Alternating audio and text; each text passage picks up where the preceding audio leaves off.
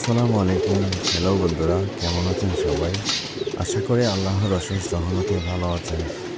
দেশ ও দেশের বাইরে, কাছে এবং দূরে যে যেখান থেকে আমার কবুতরওয়ালা ইউটিউব চ্যানেল ও ফেসবুক পেজ এবং এই ভিডিওটি দেখছেন, সবাইকে জানাচ্ছি আন্তরিক শুভেচ্ছা ও অভিনন্দন। বন্ধুরা, প্রথমে আমার কবুতরগুলোকে খাবার দিয়ে দিব, কারণ তাদের অনেক খিদে লাগছে, তারা খুব চটপট করতেছে। বন্ধুরা দেখেন কত সুন্দর লাগতেছে আমার কবুতরগুলোকে, মাশাআল্লাহ। কার আগে কে খাবার খাবে প্রতিযোগিতা চলতেছে, মনে হচ্ছে এক ধরনের প্রতিযোগিতাই চলতেছে, মাশাআল্লাহ। আর এদিকে দেখেন আমার মোরগটা খাবারের জন্য চটপট করতেছে, মাশাআল্লাহ। তাকে এখন খাবার দিয়ে দিব, মোরগটাকেও।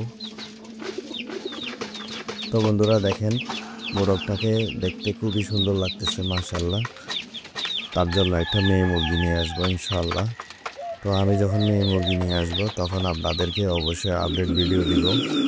বর্তমানে তার কোনো সঙ্গী নেই, তাই মনে হচ্ছে খাবার একটু কম খেতে চাই বা কম খেতে চাচ্ছে।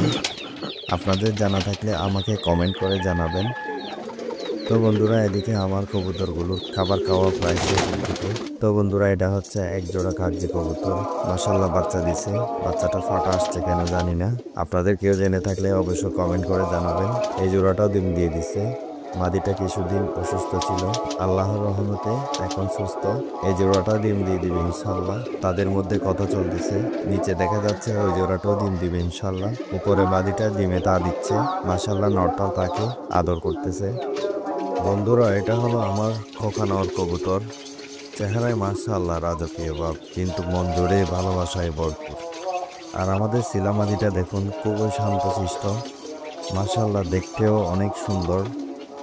দুজনেই দেখেন একে অপরকে বোঝার চেষ্টা করছে।